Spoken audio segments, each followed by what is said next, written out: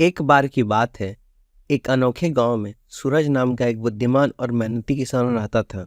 सूरज का एक बेटा था जिसका नाम राज था, जो छोटा होने के बावजूद अपनी चतुराई और बुद्धिमत्ता के लिए जाना जाता था।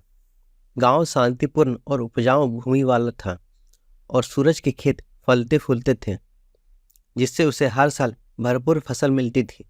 हालांकि परेशानी तब शुरू हुई जब रामू नाम का एक लालची जमींदार गांव में आया। रामू मेहनती किसानों का शोषण करने और उनकी मेहनत से कमाई गई फसलें छीनने और उनकी जमीनों के लिए अत्यधिक लगान मांगने के लिए जाना जाता था। एक ईमानदार आदमी होने के नाते सूरज ने जल्द ही खुद को लालची जमींदार की मांगों को पूरा करने के लिए संघर्ष करते हुए पाया। एक दिन रामू अपनी आंखों में एक दुष्ट चमक लेकर सूरज के खेत के पास पहुंचा। उन्होंने धूत मुस्कान के साथ कहा, इस साल आपकी फसल भरपूर मात्रा में होगी, तो मुझे इस बार आपसे दुगना किराया चाहिए। सूरज ने उसे देखा और फिर सहमति में सिर हिलाया, क्योंकि वह जमींदार को क्रोधित नहीं करना चाहता था उसे मना करके। हालांकि राज, जो छिपकर बातें सुन रहा था, अब अपने पिता का फायदा उठाते हुए नहीं देख सकता था। उस रात राज ने लालची रामू को मात देने के लिए एक योजना बनाई। वह जानता था कि रामू को सेब विशेष रूप से पसंद था और सूरज के पास सेब का एक शानदार बगीचा था।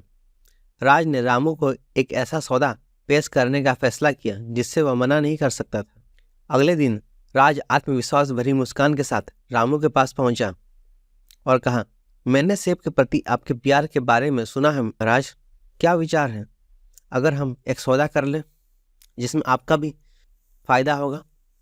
मैं आपको अपने बागीचे से सबसे रसदार और सबसे स्वादिष्ट सेब दूंगा और बदले में आपको मेरे पिता के लिए कर कम करना होगा।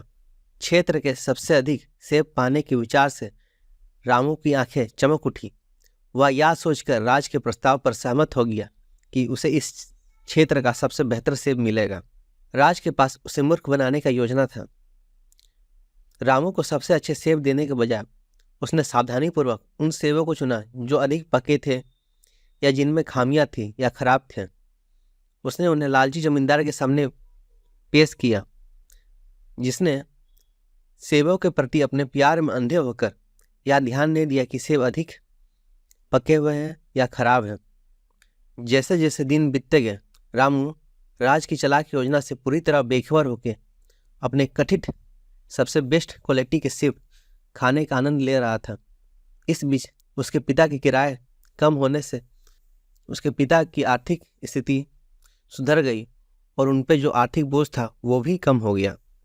आखिरकार सच्चाई तब सामने आई जब रामू के आदमी ने राज को ऐसा करते हुए देख लिया और रामू को इस बारे में बता दिया। रामू राज द्वारा मात दिए जाने से क्रोधित होकर राज का सामना करने के लिए वापस खेत में चला गया। हालांकि समझदार बूढ़े किसान सूरज ने हस्तक्षेप किया और उसने रामू से सख्ती से कहा, हो सकता है मेरे बेटे की हरकत धोखेबाजों जैसी हो, लेकिन वह तुम्हारे लालच और शोषण का जवाब था। तुमने जो इतने शोषण किया है किसानों के साथ, यह उसका जवाब था। तुम्हें इससे सीखना चाहिए कि लालच और बेईमानी अंत में तुम्हें नुकसान ही पहुंचाएगी, तुम्हारा फायदा नहीं करवाएगी। रामू ने एक बहुमूल्य सबक सीखा और उस गांव को छोड़ दिया। ग्रामीणों ने राज की चतुराई और सूरज की बुद्धिमत्ता का जश्न मनाया।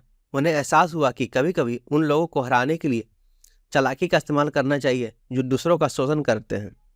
कहानी का सीख यह है कि चतुराई और बुद्धिमत्ता शक्तिशाली उपकरण हो सकते हैं, लेकिन उनका उपयोग न्याय के लिए करना चाहिए, ना कि किसी और को धोखा देने या नुकसान पहुंचाने के लिए।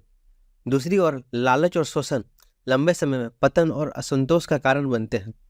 आशा करता हूं कि आपको यह कहानी पसंद आई होगी। और कहानी के लिए इस चैनल को सब्सक्राइब करें और लाइक करें, और आम के पेड़ की कहानी के लिए राइट में क्लिक करें और किसान की कहानी सुनने के लिए लेफ्ट में क्लिक करें।